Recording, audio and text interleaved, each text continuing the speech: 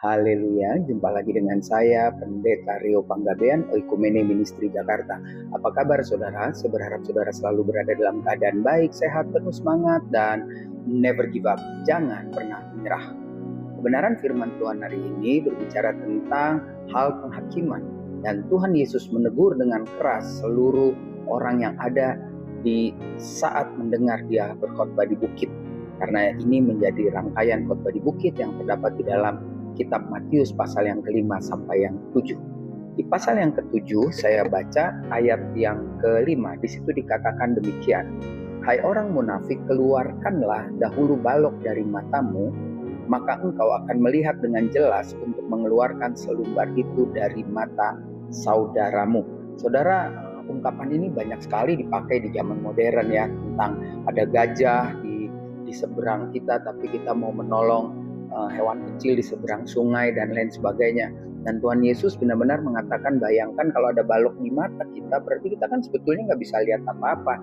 Kok kita mau mengambil selumbar atau mengambil mungkin hanya bulu di mata teman kita. Itu mengajarkan kepada kita, mendingan kita singkirkan dulu balok supaya kita bisa melihat selumbar itu dengan tepat, baru kita ambil.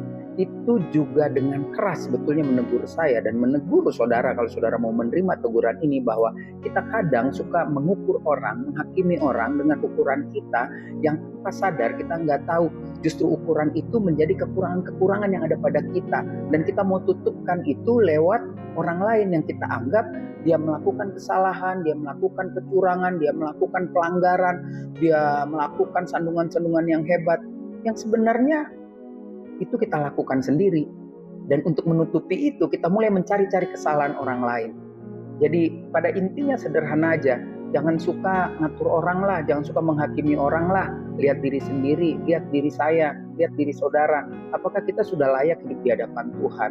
Lebih baik kita beresin urusan kita. Kalau kita mau memperbaiki orang, biar orang melihat cara hidup kita. Otomatis dia akan mengkoreksi dirinya, apakah dia melakukan tindakan yang salah atau benar. Dan jadikan kita juga sebagai pembanding atau pengukur orang lain untuk hidup lebih baik. Dan orang itu harus mengukur kita karena kita melakukan apa yang firman Tuhan mau. Jadi ketika kita mau dipakai Tuhan menjadi alat menegur orang, menghakimi orang, bukan dengan kata-kata dan tindakan kita yang langsung menyerang orang itu, tetapi karena kita hidup di dalam kebenaran firman Tuhan. Tetap semangat, saya Pendeta Rio Panggabean, Oikumene Ministry Jakarta. Sampai jumpa pada perenungan berikutnya. Tuhan Yesus memberkati.